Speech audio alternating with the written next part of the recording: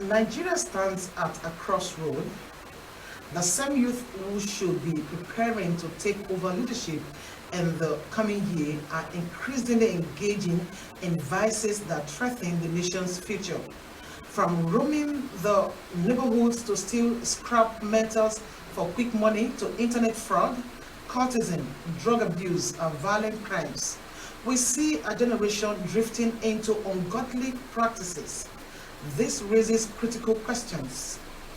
Where did we go wrong in raising the next generation? Is poverty an excuse, or is it a deeper moral crisis? What roles should parents, schools, the church, and the government play in redirecting our youth? How do we inspire hope and responsibility in a generation that feels neglected and hopeless? The lost future. Why Nigerian youth are turning to crime, poverty, morality, root causes of moral decline, voices of conscience, how religion, culture, and community can reset values. Reclaiming the future, education, mentorship, opportunities and solutions. Which way Nigeria? Charting a new direction for sustainable future. You're welcome to Inside the Mirror with Beauty Benjamin. It's your regular program every Friday where we bring to you that everything, every reflection in the mirror tells a story, has a story. What's your story? When you look at yourself in the mirror, do you see your reflection? What story do you tell? Because the mirror stands to correct. When you stand in the mirror, you see things that are not properly done. That means you're correcting it. And the mirror starts the correction from the family. Because if we get our family well suited, we can get our society better. And that is why the mirror comes to you every Friday. I am Beauty Benjamin. I'm reaching to you from RSTV. You can watch us online at RSTV Online on Facebook and YouTube. You can send in your questions. You can DM us. You can follow our social medias all across. It will be displayed on the screen for you to follow. Now I have with me a very distinguished pioneer guest of the mirror. You know, when the mirror started years back, she was one of the persons we reached out to, and she came because she's passionate about how the family is rooted, what concerns the children, how the family should be built. And she's not just a person, a mentor, a teacher, she's a reverend. Someone I appreciate you when we posted on Instagram, your comments, you're looking forward to hearing her speak. She's firebrand, I can assure you that. I want to do the honor. You will meet her soon. But don't forget that you can partner with us. You can sponsor. You can place your advert on this program. You can send your question, whether she's here or she's not here. She will answer your questions. All that you need to know. But are we taking responsibility for our doings? Where or what is happening with the parents and the children? Who is responsible? Who is holding front? So the future of tomorrow, because that's what we heard from the beginning. Come with me this morning as I meet our guest. I want to take time to call the name so that I don't mispronounce her surname. Let's meet Reverend Christie Ogbeifun. Good morning, my new man. It's good to have you. Thank you very much. My privilege. You seem to look younger every day. I was watching your is a clip of you that's been on social media for a while now. When you're talking about your marriage and all that, and I was watching with someone, and the person was like, "Is this story she's telling true? You come up and meet your husband." I was like, "It's very true." But you know what? If the Holy Spirit is inside of you, if you have God, He directs you, He tells you what to do. He knows the next step ahead of you. So what she was finding it very difficult to believe what you were saying was like, is this not, as is not one of those pastors who come and tell you. So I was in Yellow Conference some months back, and she was talking about you. You know, we came to Ogbeifun for a program, and she said, "Man, you cannot go without me stopping by and then blessing you." And she kept talking. I was just smiling. I said, "This man, you're just everywhere." And people are just talking about the truth. And I like it when there are lots of compromise pastors and reverends all over the country now. But in all of these circles I've been, I have not heard one compromising story. And so when we were watching that clip, and she was like, I find it hard to believe that someone will walk in, will travel and come back, and in a situation that you come, you're taking. I said, but you're hearing it, and it's true, it happened because someone was directing you, the Holy Spirit was guiding and directing you, and day by day you keep rapping and looking fine. Welcome to the program. Thank you very much. Thank you. As he played that clip we had before the pioneer set of the program is on social media, will play. But then again, Odi, let's have that clip now. This drug thing, it keeps recurring. And then they were saying the older ones are the ones who are having these issues. But today, we are looking at children who are 10 years. And I got so, when I watched that video, I got so frightened. I was like, 10 years? And when I called you, you said, that is even too old. I was with someone when I was calling, I put the phone on speaker. The person was like, in this time, I said, you're hearing it.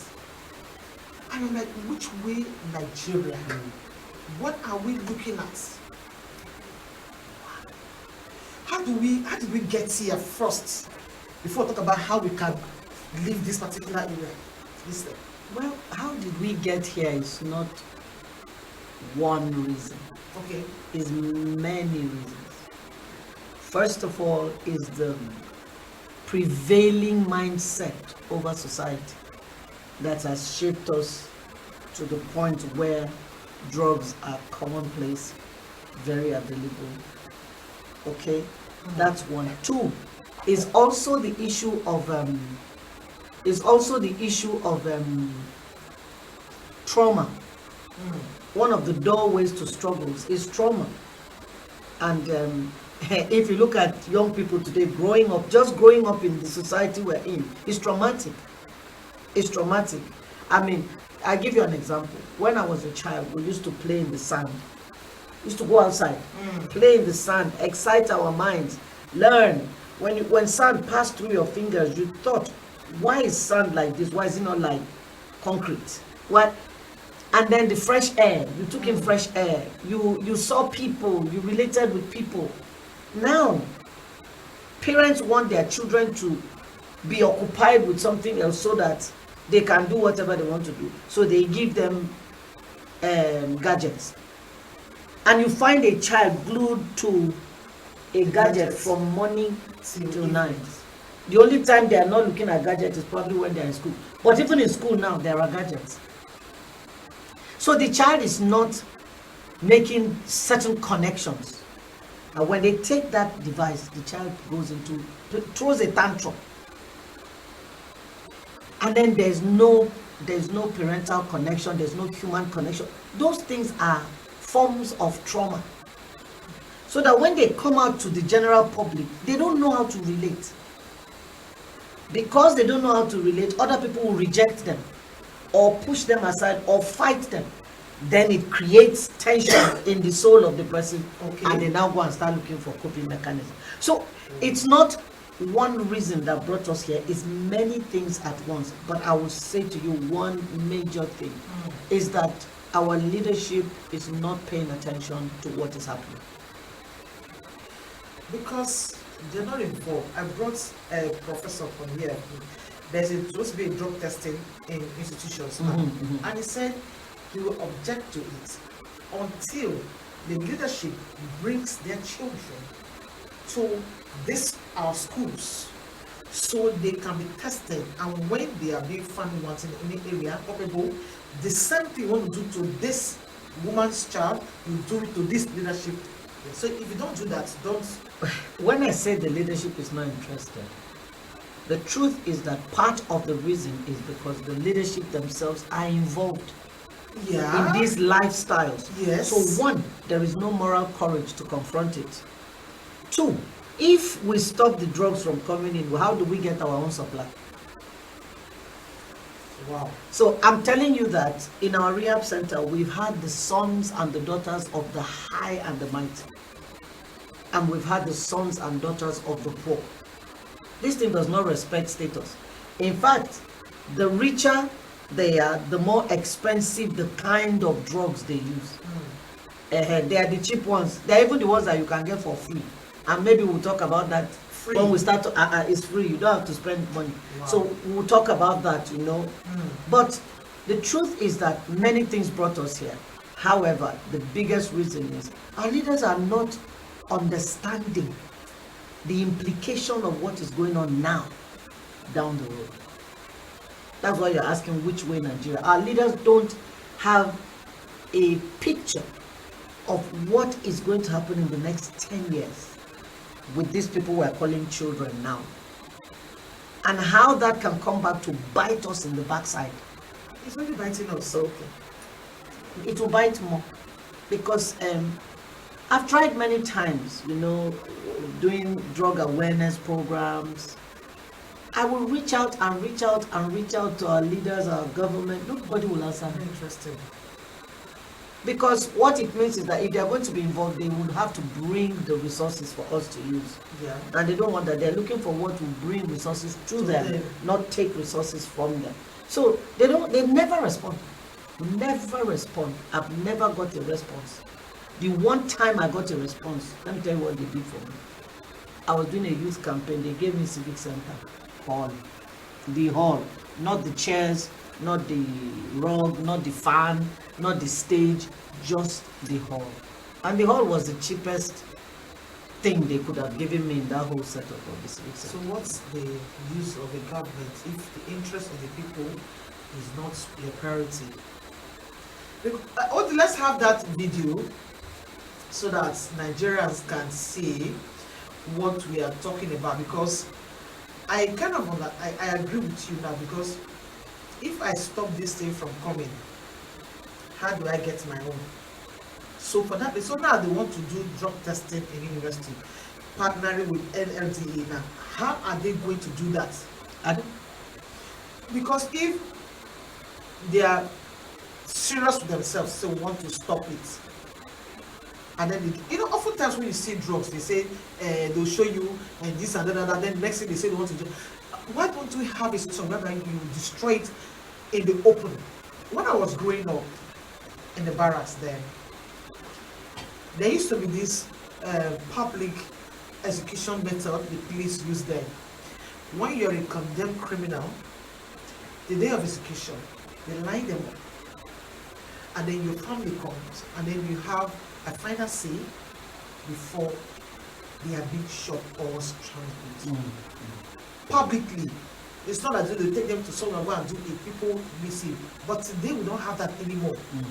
So even when they say this person has been condemned to this, we don't do it publicly. The next thing, that person will come up again.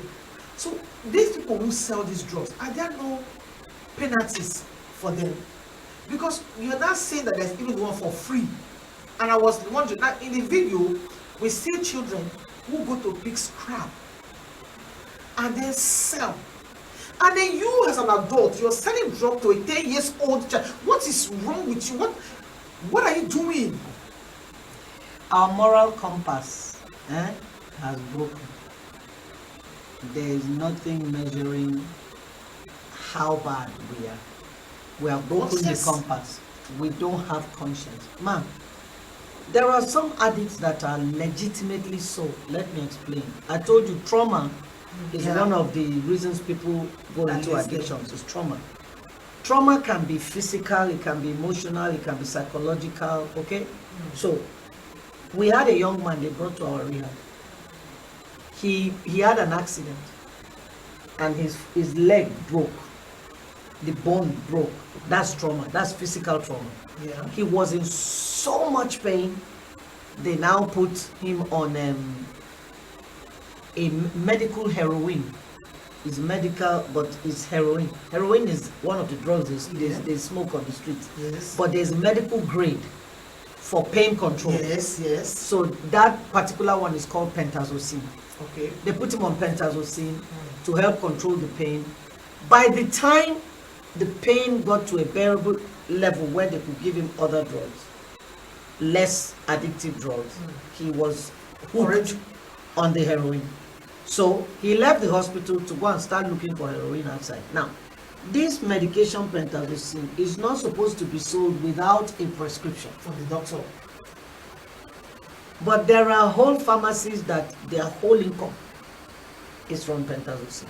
They sell it to any and every. And they sell it in quantities that will scare you. They can sell a whole carton of 100 to somebody without knowing where it's going. Now,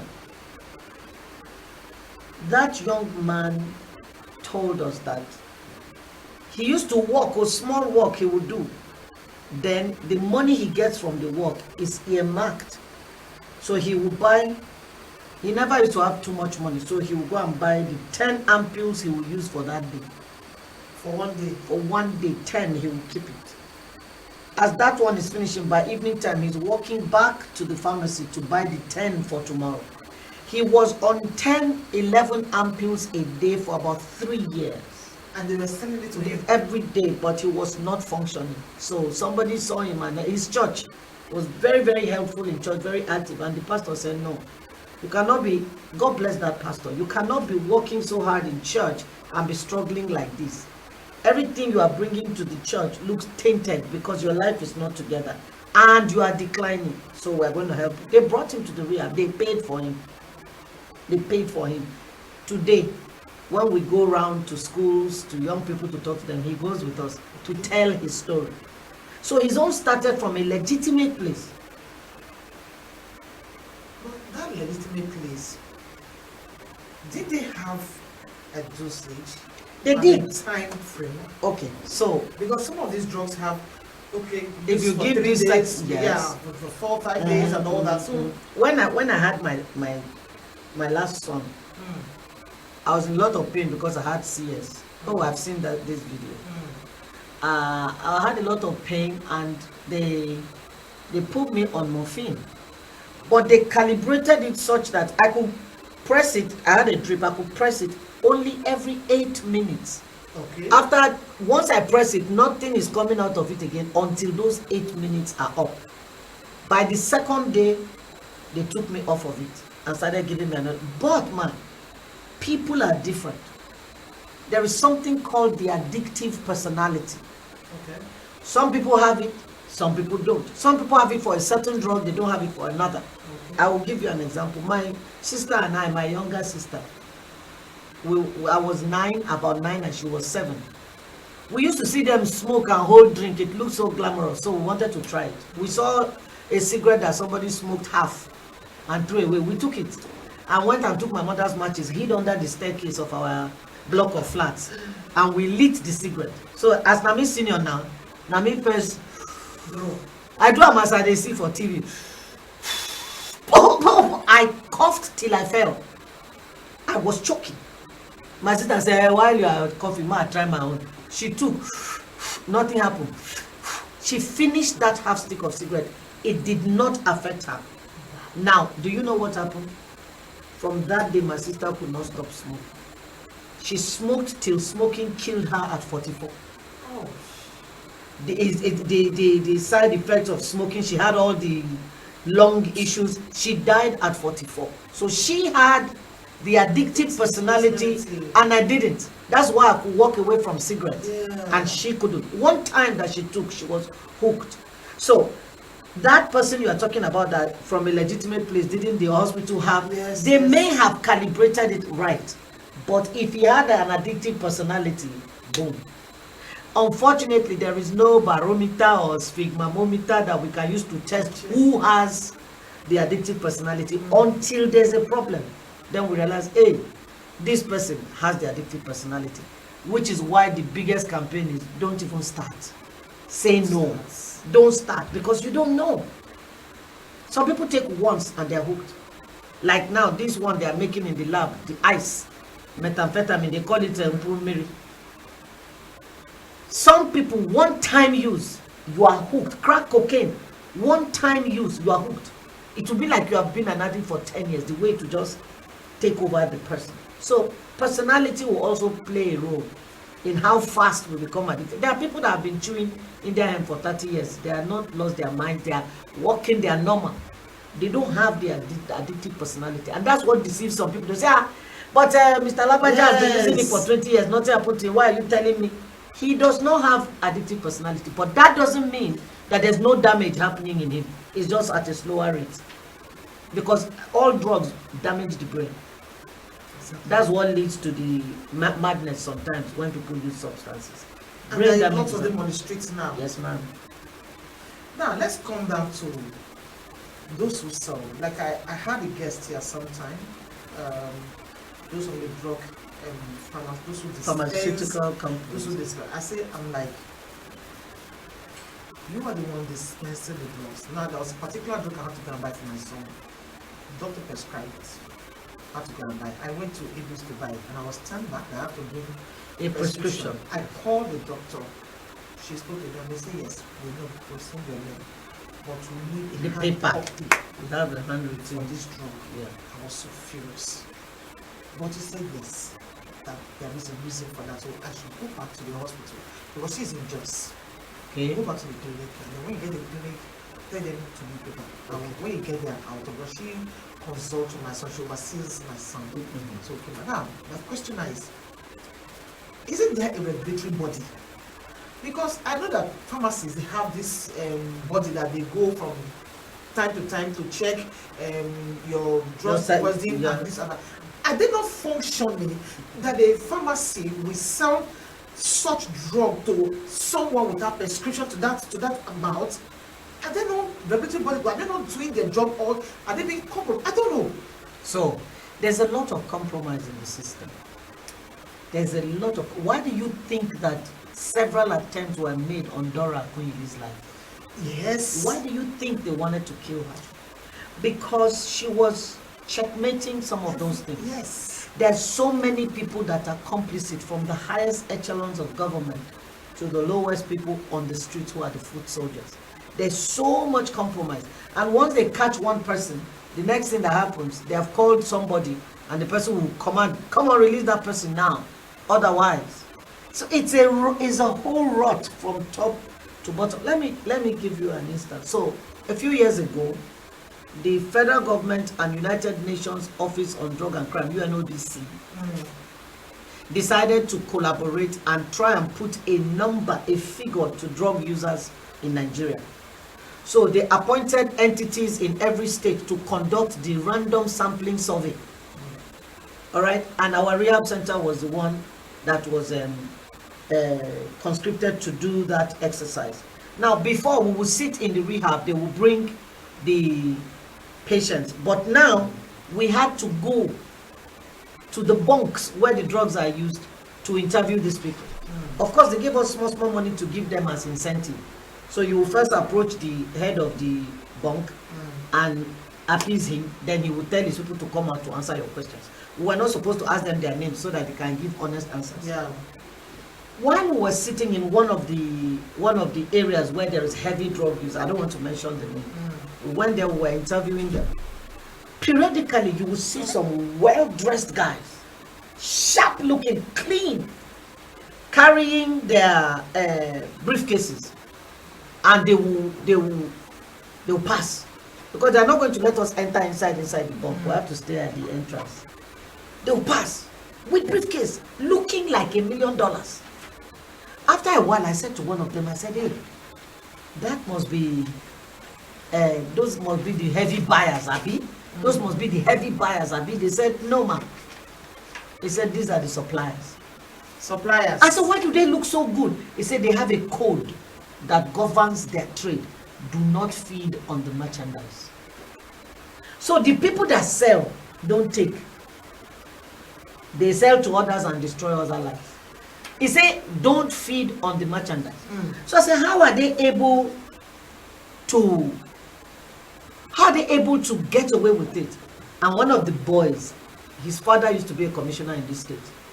He said to us, ma, presently, it is the people in government that are helping the trade. They facilitate the drugs coming in containers at the seaport. They facilitate the clearing. They take their own and then give to the distributors to distribute. So, ma, it was a shocking thing to hear. I was shocked. It was painful. Let me not say, I'm sorry if it may be going against ethics. But ma, the police will come there on a raid. You see everybody run. They'll catch a few. 5 minutes later, those few have come back. Why? They gave to them. They will smoke it and they will go. So we let's go on it's too much to take in because when I see these things and other things, they are true, and we are asking. We grow up with leaders of tomorrow, future leaders of tomorrow. And who are the future leaders of tomorrow? These ones we saw on the screen now are the leaders of tomorrow. Are they truly the leader? These children, they are 10 years. Now, we'll let the video run so you can hear. Now, just go on a quick break, let this video run so you can hear them and then hear their ages and where they are carrying those stones on their head. Let's go on this quick break so the video can play. When we return, we'll get back to what the parents and what the church and how we can go about who are into drugs at a very tender age. Well, as you can see, this information is coming from Abakpa town in Ogoja local government. Among us are 6 children from the neighborhood who are into drugs at a very tender age. At a very tender age, they are into drugs. The first person here is, what's your name? How old are you? 10 years. What is the name of the drugs where they take? Solution. Who they give you money where they buy the solution? Did they pick iron say buy solution? You what be your name? Success. How old you dey? 13 years. What be the name of the drugs where they take? Solution. Where they get the money? Okay, they sell iron before you get the money. You what be your name? Sit erect. What be your name? Divine. How old are you? 12 years old. What be the name of the drugs where they take? Solution. Who they give you money where buy them? They pick iron say take her. You now. What be your name? Favor. How old are you? 13 years. What be the name of the drugs where they take? Solution. Who they give you money where they take? Buy them. Huh? They go work for wholesale. They go work for wholesale. Which one? Where be wholesale again? Ogbeifun. So they pay you how much? They give me 700. How much be the solution? 300. So how much solution they buy? Now One. Now only if you buy them, now only you they take them. no, Now you and who they take them? they give them. You see my friend and they give them. Okay. You waiting be your name? Then they catch you. How old you dey? They take Waiting be the name of the drugs where you they take? solution. Which money? Who they give you money where you buy them? Do mechanic. They do mechanic. They learn where you are workshop there. What you do? Okay. You waiting be your name? Kevin. Kelvin. How old you dey? 40. 14 years. Waiting be the name of the drugs where you they take? Solution. Who they give you money where they use buy them? I pick iron. They sell iron use buy them. Then you waiting be your name? Patrick. How old are you? 15 years. Waiting be the name of the drugs when you they take? Solution and which one again? Huh? Solution. How you they take get money by the solution? Okay. So you now who teach you how to dey take that solution? How you take? Huh? Man of God. Who be man of God? Wait, go laugh for. Man of God. Who be man of God for Igolafo Kabe? Who know? I mean our man of God here. That one they do Yahoo. No. Okay, then we'll go bring that one. Then you who teach you how to take the solution? Now who been the how you take no say then they take solution? How you take no before you can't go they buy them and that how you take no? You know if you just did that one they just get all the take solution. How you take no say solution or something and they take? Okay, now for your place of work you can't no say solution, you can't buy and they take. Then you who teach you how to who entice you, who bring you say may you can't take solution or anything. And that's when they bring them. And this one they bring I can't give you now. So the first they bring them. They bring them. Now they bring him when be 10 years, now he can't turn the initiative when be 13 years. Then you who teach you how to take her? That one. You who teach you how to take her? Then you now when you teach these two, you who teach you? Ikade. Where that Ikade they stay? They don't travel. Where you from? You from Ogoja here? Okay. Then you who teach you? This one. Okay, as you can see here, among us are 7 children. The smallest one is this one, which is 10 years, and lo and behold, he's the one who introduced about 3 persons here to the drugs line. While this one is the one who introduced these 2, and the person who introduced him, as he claimed, is not around. He has traveled. So now we are going to send for the parents of these children. Let us know why they just gave birth to these children and throw them into the street to survive on their own. Neglect. So that is where we are going to start from. We'll get back to you.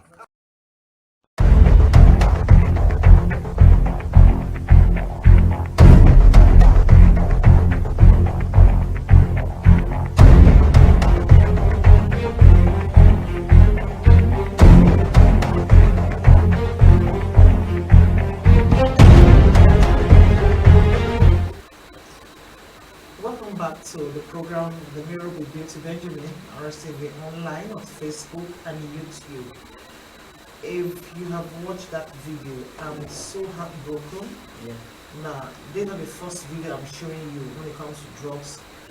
During the trafficking day for drug video, I showed you another one. There's one they take that they suspend themselves in the air like this, and I was like, those ones, the way they were adults who are responsible for their life. But these are not children who are 10 years.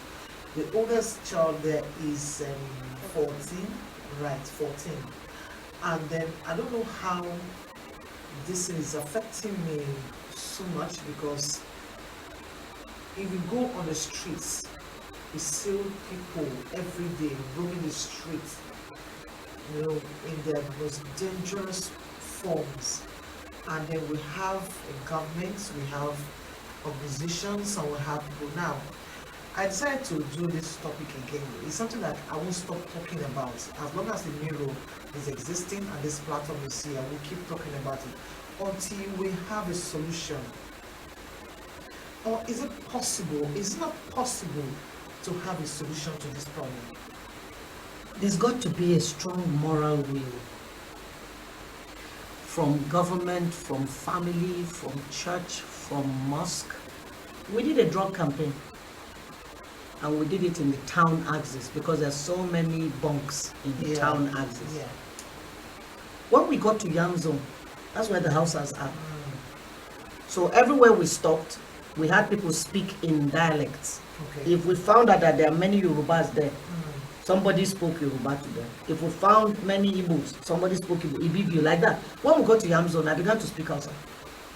When we finished, the imam of the mosque there, he asked for our number. I gave him the number. He called me later in the day. Imam was praying for me like a pastor will pray. He said, nobody has ever remembered us when this type of things are happening. But you did not only come, you spoke our language. He said, this thing is killing our children. This thing has finished our children all over. The ones in Port Harcourt, we saw them at Abonima Wharf. It's mostly northern boys there on the cheaper substances. And guess what they have used to help them? So one of them said to me, "Ai Qur'ani batace, Qur'ani tace kar asha giya na maye. Qur'ani batace kar asha cocaine ba." He said that Quran said they should not drink alcohol, but Quran did not mention cocaine. Are you saying That's the excuse that they are giving themselves. making it illegal? Yes. That is right. Qur'ani batace kar ataba cocaine ba ko kwa. Then I said to him, won't you get married? He said to me, why can never much bayan na da wannan? Say, who needs a woman when I have this? Yes, ma'am. Yes, ma'am. So there are many rationalizations. That's the word I was looking for. There are many rationalizations that allow people to use. So it does not respect religion. It does not respect status if you open the door. But we have to start from home. Yes. And that's what the mirror is about, starting from the home. Start from home. But you see, these children that we saw just now, if you go and scrutinize home for them, it is probably more traumatic to be at home than to be on the street doing this. Ma, So where did it save? people are having children without any plan for how those children will be raised, how those children will be balanced. They're just having children because now God give me, now God give me. There's no plan. One. Two, after having them, they're running around looking for how to feed them, and they leave them to their devices. These children are watching their age mates go to school, but they are not in school. They can't go to school. Why? No money. Okay, if there's no money, can you send these boys to go learn a trade? It's discipline. Discipline streamlines lives. Go and learn a trade. Sit under somebody. Ensure your child is there. Work with the person that you have given your child to teach that child the trade. It's not there. So these children are left to their devices. That is trauma, man. That is trauma. And out of that trauma, they have found something that helps them cope. Solution. You see this stone on their head? Yes, this is the community disciplining them, maybe to get them to talk. This is our way as Africans. But it will not help. It's not going to cure the problem that is already happening in the brain. These children need intervention now. They need a place where you can put them, separate them from the substance for some time, so their brain can begin to heal. Because right now, there is physical damage being done to brain cell matters. Brain cell matter. The brain is being eaten up like acid eats up skin. That's what this solution is doing in the brain. It's a matter of time. When enough brain matter has been eaten up, these children will become mad. They will lose touch with reality. Psychosis will set in. So, but there are no such facilities. I'm hoping for an opportunity to approach state governments. Can you leave a legacy of a system that helps children like this who are already struggling? At the end of the program, we'll give room to you to recommend. You have been in this business and you know how it works. So we'll give room for you to counsel, recommend, so that the government, they are watching, so they know what to do to help the citizens of this state and this nation. We need to step on this thing like yesterday. You know there's an opiate crisis in the US now. And you know the fallout. People who legitimately need the opiates for medical reasons are not having access. They've clamped down on everything. So people are suffering needlessly. People with cancer, people with sickle cell, people with painful diseases, lupus. No access to opiates. When they go to doctor is afraid to prescribe it because, hey, let them not come and collect my license. So people who need it don't have access to it. People are in agony. It will happen here. That's one. Two, most of the homeless people in the developed countries are also drug users. Why? The trauma of being homeless is driving them to find coping mechanisms, so they end up as addicts. The problem is compounded. But why do they always end up with drugs? Can they end up with something else? Because traumatized, yes. I don't know that thing you can end up with, because you know this phrase, you can't beat them, join them. I hate it. Yeah, I know. And I don't want to join you. I want to beat you. Man, the truth is we have somebody called the devil. Yes. He will offer you everything except what you need. What you need is God and the help of God. What you need is systems and support. System that Many is people, working. yes, many people don't have access to that. So the easiest thing, the quickest thing to get quick relief, you know, the brain is a pleasure organ. Anything that will bring instant joy or pleasure is going for it. And that's what the drugs do.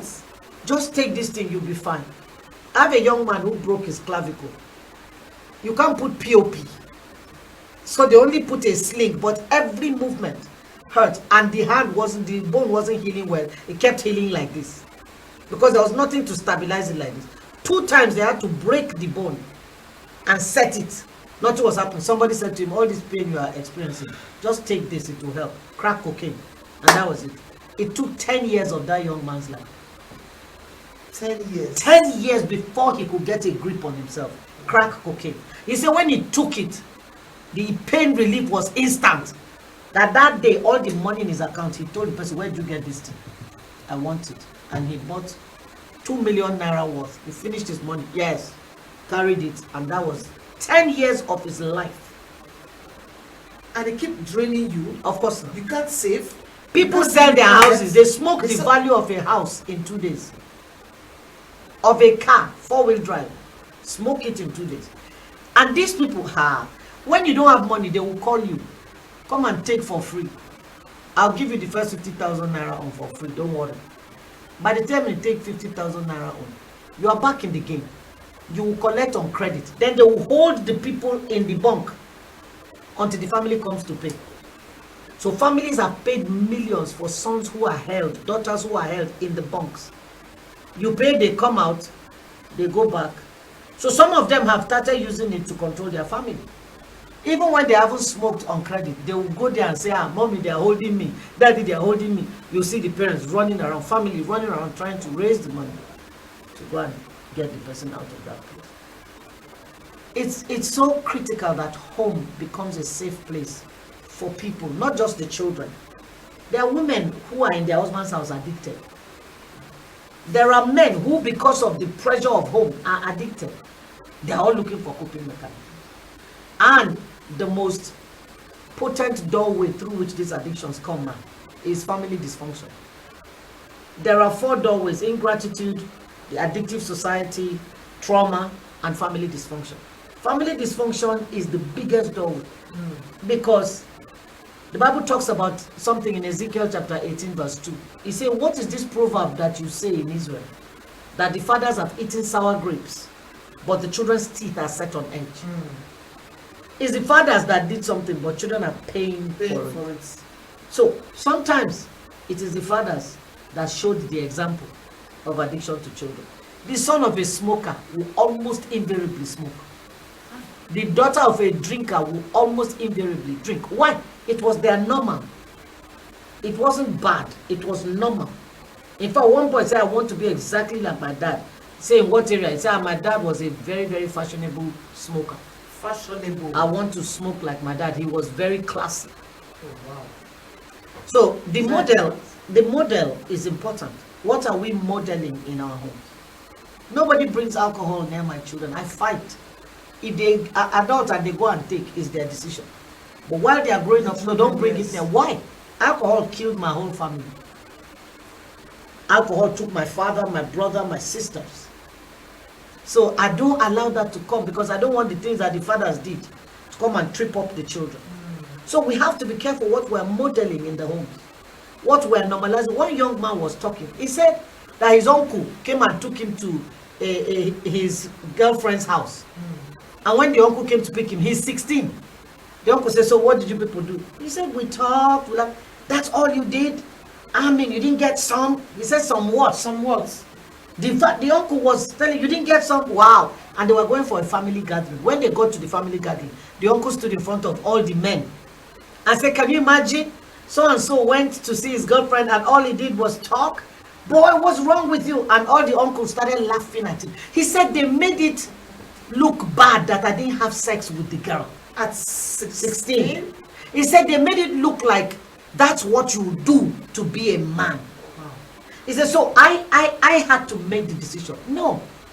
But it was hard because they were shaming me for not doing bad. Do you see how society can shape a human being into doing wrong? Of course. Why would you be hailing a boy for sleeping with a girl at 16 when you should be flogging him?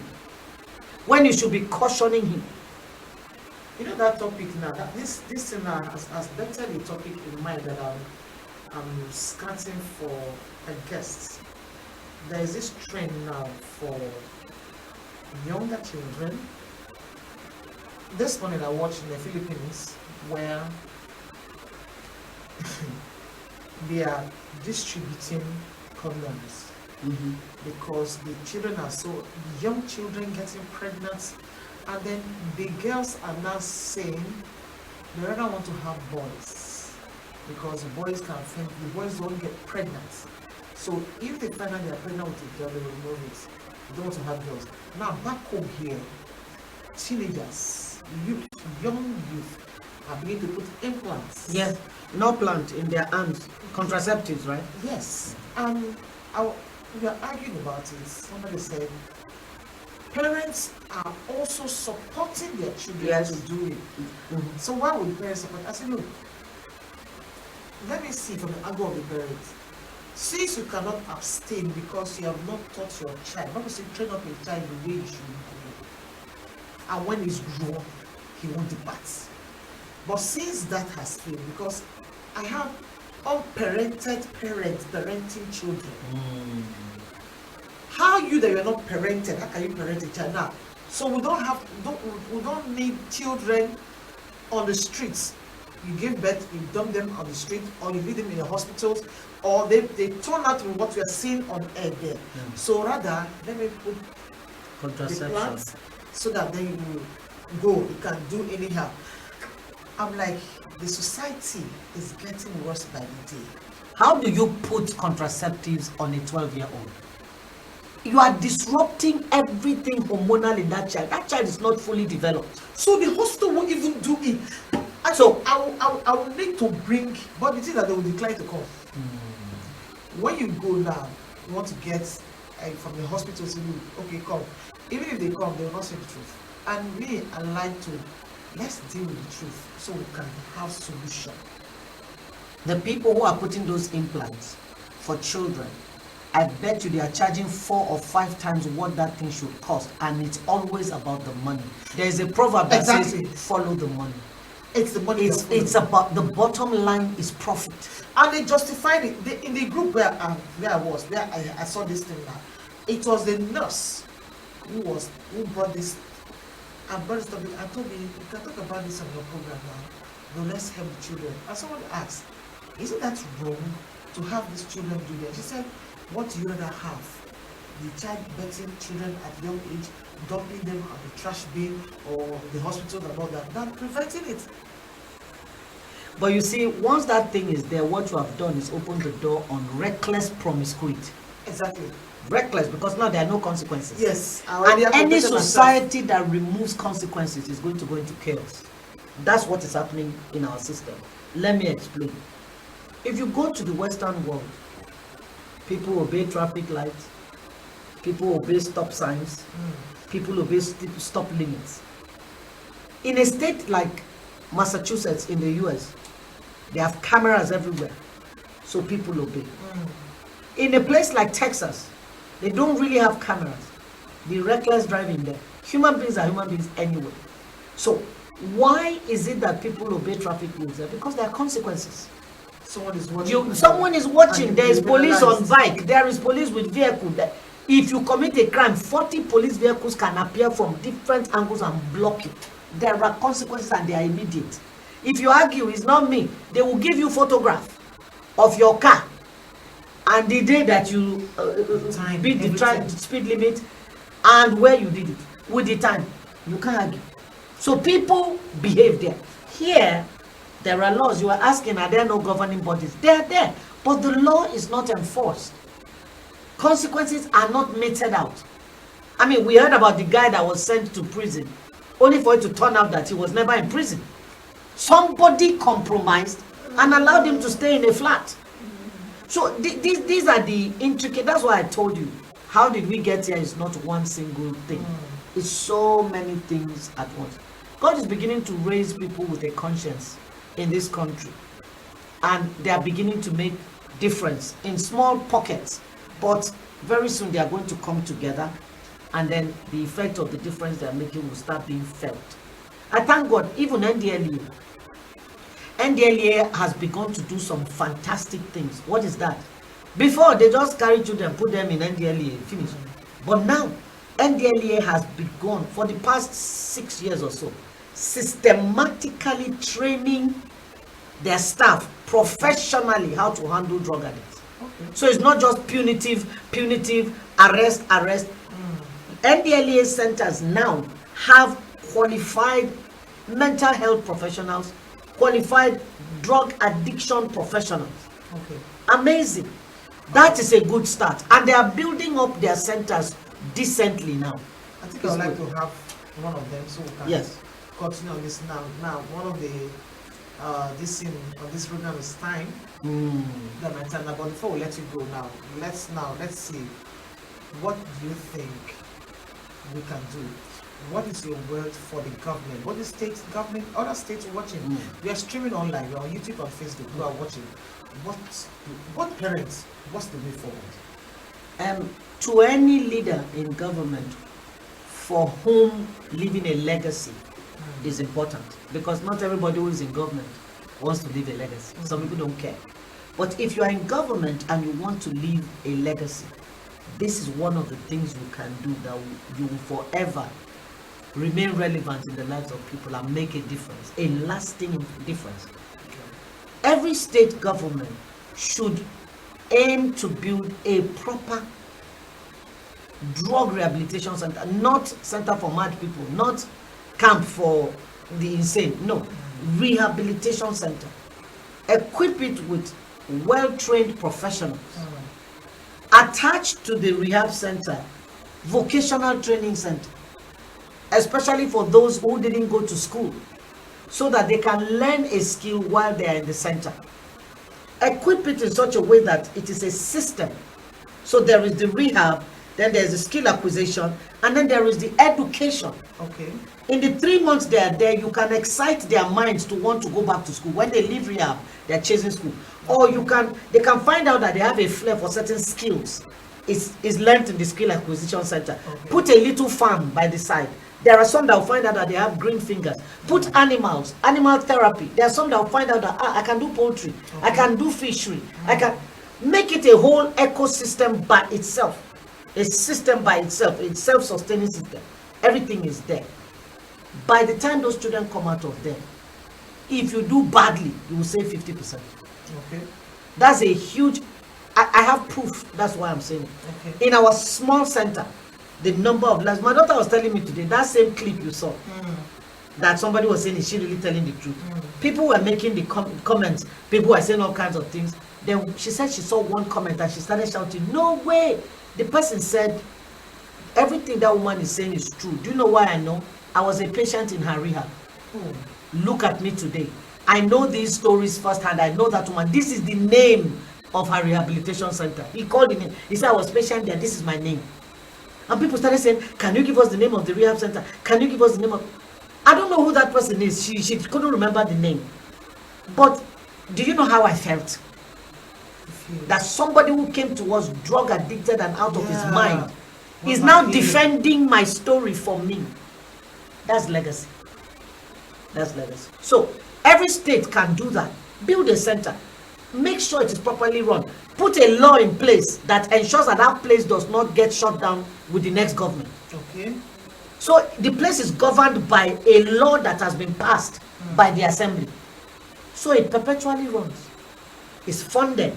If you like, make it a joint thing with foreign aid. So the aid sustains it, even if the new government doesn't come and put money. The thing coming from the foreign side can sustain it. Do that. You will save many, especially for the poor ones. Rich people can go to rehab, poor people cannot, because they can't afford it. So let the government subsidize it. If it is in River State, all Rivers indigents go for free. But people from other states who live here that can't go back to their state, you pay. Okay. So you take from there and you add to the funding that you have. There are ways to do these things. Wow. If you're here watching, you're there watching, you can agree with when I told you that my guest was loaded. I wasn't making a mistake. And it would be so, let me call out the name of our center to you so that if you're out there, you need this help. You go to 180 Degrees Rehab Center here in Port Harcourt. You can get in touch with me, DM me for further details. Get in touch with me on our social media, send a DM, and I'll give you further direction to get to us. If you have someone, don't leave that person on the streets. Let the love of God, will speak through you. You've heard stories. When I knew about her, we had not met years back before I got married, where I was working, and my boss's son was brought from US, had a drug case. I've not mentioned it to her, and it was taken there. That was when I knew about it. So years later, when I got into this business, I got to know her. Then we started doing this together. So I can tell you for free that if you take someone down there, the person can't go back the same way. Now, before I leave you, let me leave this Sonny Okuso once asked in a standard song, which way Nigeria? Decades later, the question is even more urgent. If today's youth are lost to crime, what hope does tomorrow's Nigeria hold? That is for us to ask. That is for us to answer. Let us sit down and put our heads together, put our family together. If your family is in check, we can get a better society. And don't forget that 180 Degrees Rehab Center is here to aid you. Thank you for watching, for staying with us for this week's episode of Mirror with Benjamin, which we Nigeria feature. Now, you can always watch this program every Friday at 10 o'clock on the station or online. Send in your questions, send in your comments, your likes and all that. Follow us on all our social media handles, and we'll be here to serve you. Next week, another interesting episode we brought to you. Thanks so much for doing this. I really appreciate it. Thank you. You did more than I expected, and like Oliver Twist, I will always come back for more, because there are a lot of things that I know we can talk about, and you're versatile in all of it. Thank you so much. Thank you. Thank you. And for my crew, thank you so much, Tony by Gregory, for doing this wonderful work. Thank you, Inga, the cameraman. Thank you for always standing by and making us beautiful on air. We appreciate you. Have a lovely holiday.